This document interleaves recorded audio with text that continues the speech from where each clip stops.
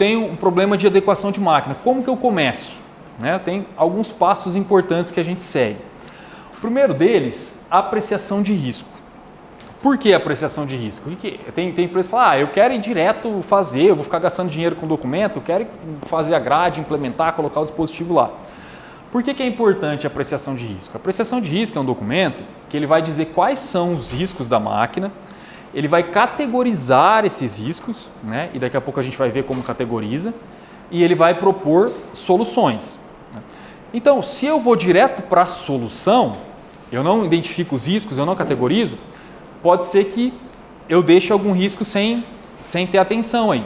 Né? Pode ser que eu fale, eu estou vendo o risco principal aqui, que é um esmagamento nessa máquina que está se movimentando, mas de repente ela tem um painel elétrico lá atrás que eu não estou vendo, então eu esqueço, ignoro aquele risco. Aí o colaborador não se machuca ali na movimentação da máquina, mas toma um choque.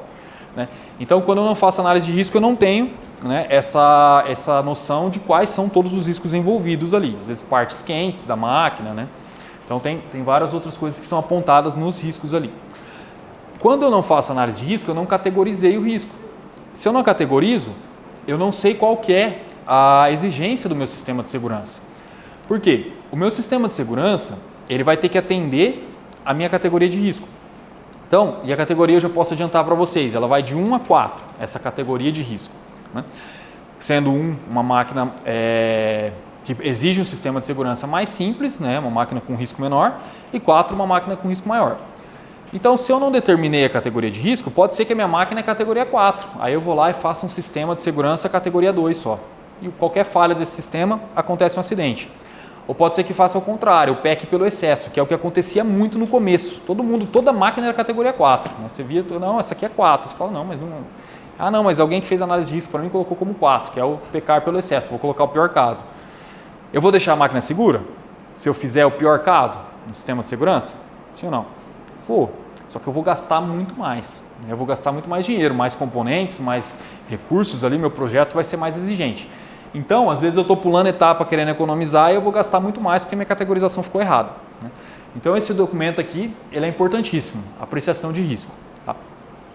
Depois da apreciação de risco, eu posso partir para a implementação já? A apreciação de risco me diz o que eu tenho que fazer. Ela olha uma máquina e fala, ok, essa prensa tem um risco de esmagamento, você vai colocar uma cortina de luz, né? Você vai ter que parar o movimento dela, uma prensa hidráulica, e você vai colocar um comando bimanual. Ela me diz o que eu tenho que fazer.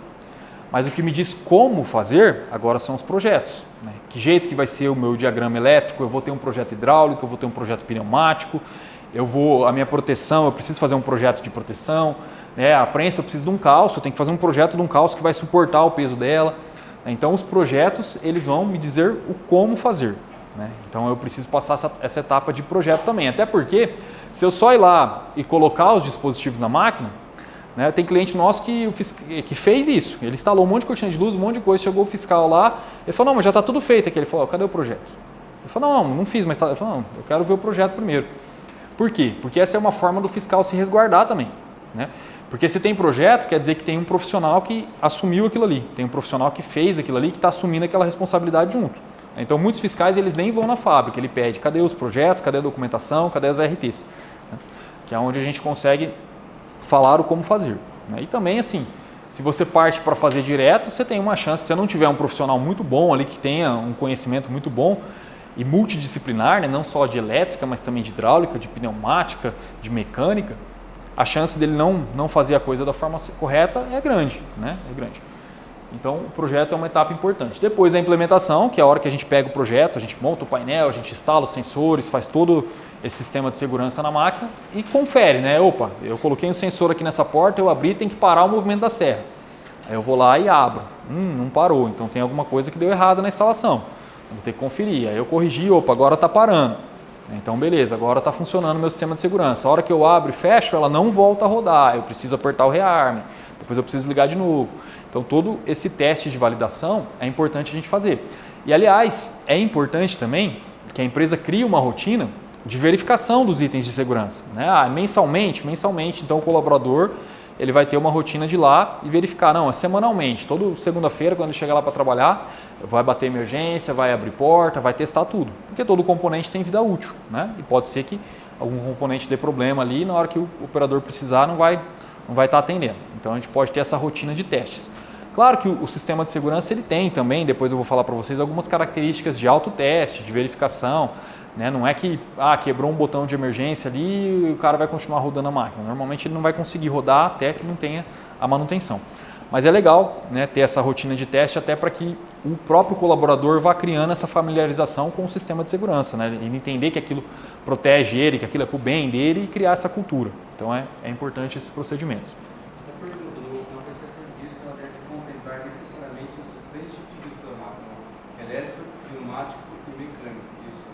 Tem mais riscos também. Daqui a pouco a gente vai falar, mas o principal que aparece normalmente são os riscos mecânicos ali, mas você tem elétrico também. Aí dentro dos mecânicos tem pneumático, tem hidráulico, tem tudo que envolve movimentação, né? Aí você tem elétrico, você tem risco térmico, né, de aquecimento, você pode ter risco químico também, às vezes tem máquina, tem processos que tem produtos químicos que trabalham ali, mas a gente já vai ver mais para frente quais são os riscos dentro da indústria ali. Mas sim, a análise tem que contemplar tudo que a máquina tem de risco ali, ela tem que estar apontando. Né?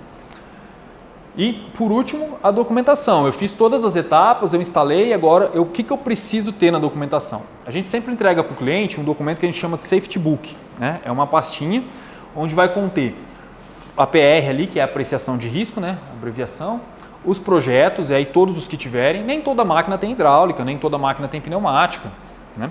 Nem toda máquina tem elétrica, são raras as máquinas que não têm elétrica, mas tem algumas que não têm, né? Especialmente máquinas que são utilizadas em áreas classificadas, onde tem risco de explosão, normalmente se dá preferência por sistema totalmente pneumático, sem nada de elétrico. Né? Então existem máquinas de todos os tipos aí, mas vai ter que ter todos os projetos que envolvem essa máquina, né? Aí sejam eles os necessários ali. O laudo, né, beleza, eu fiz a adequação da máquina, agora eu vou fazer um laudo evidenciando, né, como que ela era, como que ela está agora, quais são os sistemas de segurança instalados, né, como que tem que ser a utilização dele, né, que categoria que eu utilizei. E aí a gente faz, quando a gente começa a adequação, a gente faz essa categorização que determina a categoria da máquina e determina o HRN, que é a chance de acontecer um acidente. A categoria da máquina ela nunca vai mudar, né? Não é porque eu fiz a adequação que agora ela diminuiu a categoria, é sempre a mesma, porque a categoria tem a ver com a construção da máquina. Esse HRN ele é um número que tem a ver com o risco de acontecer um acidente, né? Então ele vai mudar, aí eu faço antes e o depois. Né? Antes era um risco extremo, agora é um risco raro de acontecer acidente. Aí isso me ajuda a evidenciar que o processo de adequação foi eficiente. Então tem que ter esse laudo contendo isso. Certificados, o que são certificados? Quando eu utilizo um componente, né, de segurança, aqui por exemplo, eu tenho alguns, né, um sensor de segurança. Esse sensor de segurança, ele não é um sensor comum de automação. Não é um sensor comum de automação, você chega aqui nele com um ímã, você atua, com um pedaço de ferro, você atua. Né? Se ele quebrar, ele pode quebrar colado e manter a máquina funcionando, e você vai ter uma porta aberta e a máquina funcionando. O sensor de segurança, e assim como todos os equipamentos de segurança, ele tem na sua característica de construção que ele não pode ser de fácil burla. Então, com um ímã eu não atuo isso aqui, com uma moeda, um ferro eu não atuo, eu preciso do atuador dele, que é feito sob medida para ele. Né?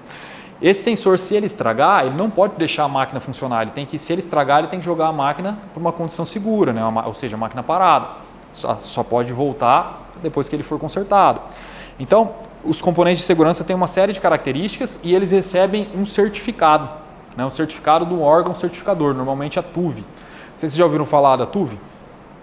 TÜV é um órgão alemão que certifica, né, certifica várias coisas, dentre elas componentes de segurança. Então, todo componente que a gente coloca na NR12 tem que ter o seu certificadinho lá, falando, ó, isso aqui é um sensor de segurança que atende categoria tal, isso aqui é um botão de emergência que atende isso. Né? E isso delimita ali o nosso escopo do que a gente vai poder usar de produtos ali na adequação. Né? Às vezes a gente...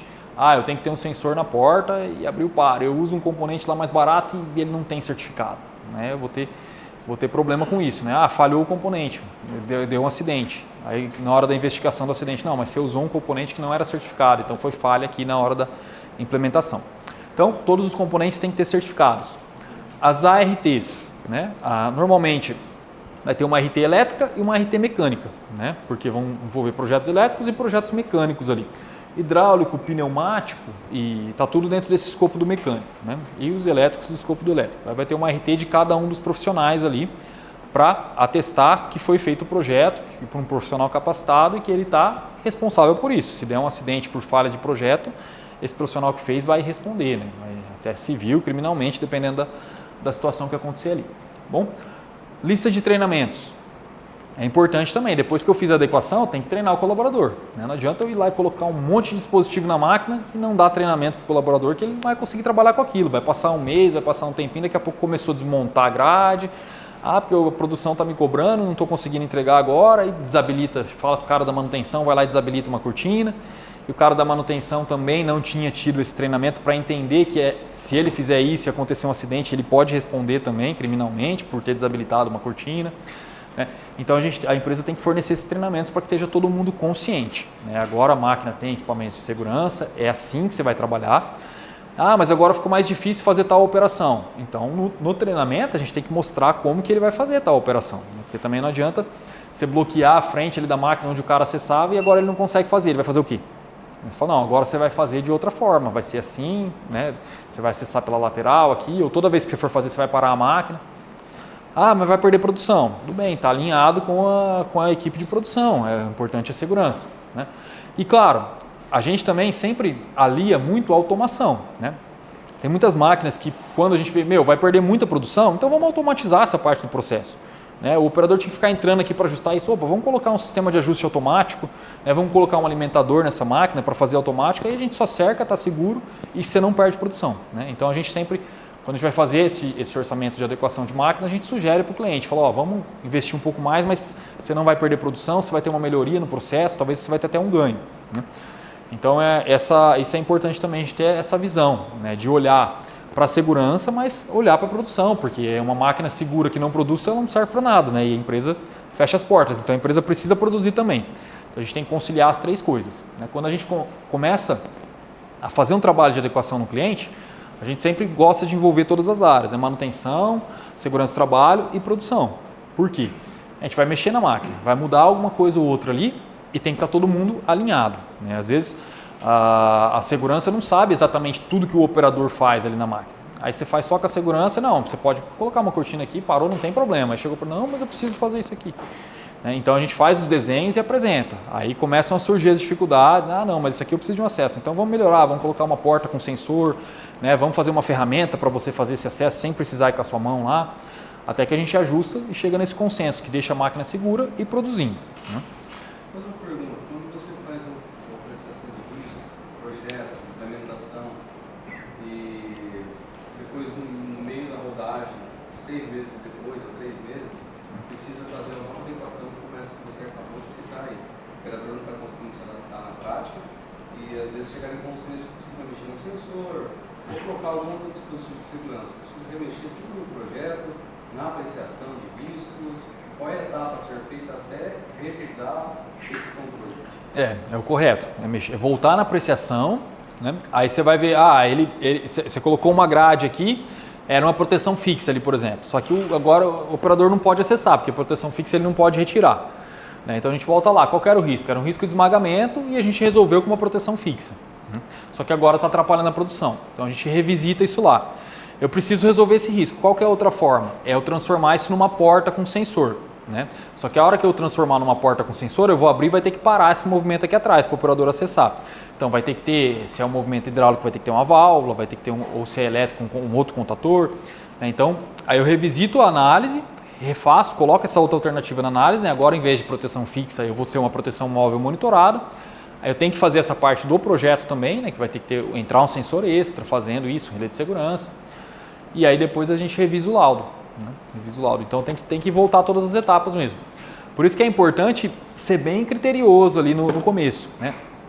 Hoje, muitas empresas já fizeram análise de risco, né? A maioria das empresas, você chega, a gente já fez análise de risco, hoje a gente já fez um diagnóstico de segurança, já fizemos isso, já temos um documento. Aí o pessoal, então manda pra gente ver, né, como que está o documento, pra gente passar para a próxima etapa. Aí você recebe o documento, né, e a grande maioria deles é feito por empresas que não executam, que elas só fazem essa parte de análise, mas não executam. Então, qual que é a dificuldade? Se eu nunca executei e eu só faço análise, né, eu não tenho uma visão mais prática do que pode dar de problema. Se eu vou colocar uma proteção fixa aqui, eu resolvi do ponto de vista da segurança. Agora, se na hora que o cara for implementar vai dar certo ou não, eu já garanti que vai estar seguro. O meu trabalho fazendo análise é garantir que vai estar seguro, depois o cara que se vire. Então, infelizmente, essa é a visão. A gente pega lá e fala, cara, não dá para implementar isso aqui, né? Ou então, às vezes vem só de forma muito genérica, né? Ah, tem um risco de esmagamento ali. Instalar proteção fixa ou proteção móvel monitorada. Não tem um desenho de como tem que ser, não fala qual que tem que ser a abertura da proteção, qual que é a distância, qual equipamento, se for móvel monitorada, qual sensor tem que usar, tudo isso. Então tá vago ali, né? Então esse tipo de análise de risco, quando o cliente tem que falar, olha, infelizmente não serve essa análise de risco para a gente dar sequência, a gente vai ter que começar tudo de novo. Aí a gente faz a nossa e começa a implementar, né? Então a gente gosta de fazer bem detalhado, então a gente coloca o seu modelo de sensor, a gente faz desenho em cima da foto para o cara ver como que vai ficar a proteção. Porque às vezes você faz só um desenho da proteção ali, mas eu não sei como vai ficar na máquina, então a gente gosta de fazer em cima da foto da máquina ali. O cara vê, vai ficar fechado aqui, aqui vai ter uma cortina, vai ter um sensor, né? Aí fica fácil de visualizar. Aí, estando nessa etapa ainda de análise de risco, a gente apresenta, discute com todo mundo, né? Para não só entregar uma coisa e depois o cliente se vira. Não, discute com todo mundo, porque depois o cliente pode querer implementar por conta, pode querer fazer com outra empresa, né? Ou pode seguir com a gente mesmo, mas pelo menos ele tem essa liberdade de ter algo que vai ser implementável, né? Não vai ser uma solução que depois ele vai ter que se virar para fazer. Então é importante na etapa de análise a gente discutir bem para não acontecer isso. Porque é péssimo você fazer o negócio, você entregou uma máquina, você falou para todo mundo que está adequado. Né? O gestor lá da empresa falou, não, entreguei, falou para a diretoria que estava adequado, né? Teve todo o custo, aí chega lá, nossa, agora o operador não está conseguindo trabalhar, né? Vai ter que gastar mais tanto para fazer revisão, para colocar sensor, para fazer tudo isso. É ruim para todo mundo, né? Então, ou então vai falar com a empresa, vocês tinham que ter pensado nisso, né, antes, por que vocês deixaram assim, agora não funciona? Aí fica aquela discussão de quem que é a culpa, né? Então a gente gosta de fazer já bem detalhado na análise de risco para não ter essa falha depois. E uma das coisas que facilita para a gente é que a gente já fez a maioria das máquinas que tem, né? Então você acaba aproveitando solução de uma na outra, você sabe o que vai dar certo já, né? Isso encurta caminho. Eu sei que, né, nessa máquina, esse tipo de máquina, né, às vezes a gente chega lá, o cliente fala, não, pode fechar tudo isso aqui. Fala, mas a gente já fez em outro lugar e é assim, assim. O cara, não, é verdade. Então vamos pensar nisso. Então a gente já tem essa facilidade, né, por conta da experiência. Mas ainda assim, tem máquinas que são complexas, né? Tem máquinas que a gente já passou, a gente fez desenho e faz análise de risco, e faz proteção, aí você coloca lá e começa a ter dificuldade. Quando é uma máquina muito complexa, que a proteção vai ser difícil de entender, que precisa de abertura para ajuste, isso, aquilo, né? Ferramenta para o cara fazer limpeza, né? Como, não sei se vocês conhecem máquinas de flexografia, aquelas impressoras, o cara tem que ajustar o cilindro, ele tem que limpar o rolo, ele tem que passar a bucha, tem que fazer um monte de coisa. Pá, fica à vontade.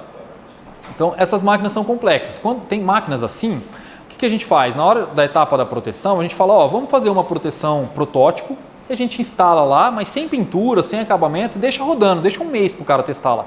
Que aí ele vai ver todas as dificuldades que ele teve.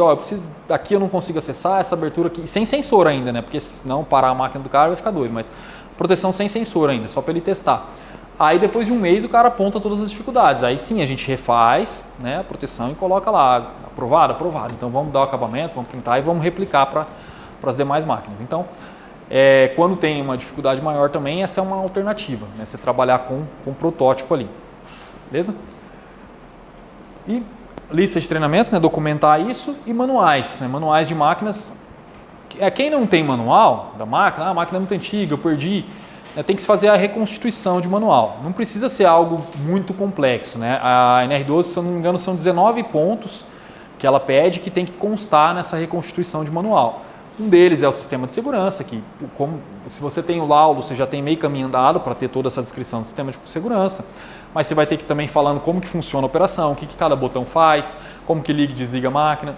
E também a parte de manutenção, o que é manutenção preventiva, quais são os principais componentes ali que dão manutenção, como que o manutentor tem que fazer quando ele for fazer determinado processo de manutenção, né, o procedimento, como por exemplo o procedimento de bloqueio, né, que é quando ele desliga um disjuntor, desliga uma chave geral e aplica o bloqueio ali para não ter o risco de alguém religar enquanto está tendo a intervenção. Então tudo isso tem que constar no manual ali, né? Se não tem, aí tem que se fazer essa reconstituição de manual. Se já tem, é só você colocar o manual da máquina ali, e tá beleza. Se for em outro idioma, tem que fazer a tradução também, né? Tradução português. Por quê? É porque o colaborador, a gente está no Brasil, o colaborador precisa conseguir ler ali, né? Não adianta estar em inglês e um colaborador na fábrica consegue ler o manual, os outros não. Então tem que estar em português ali. Beleza, gente?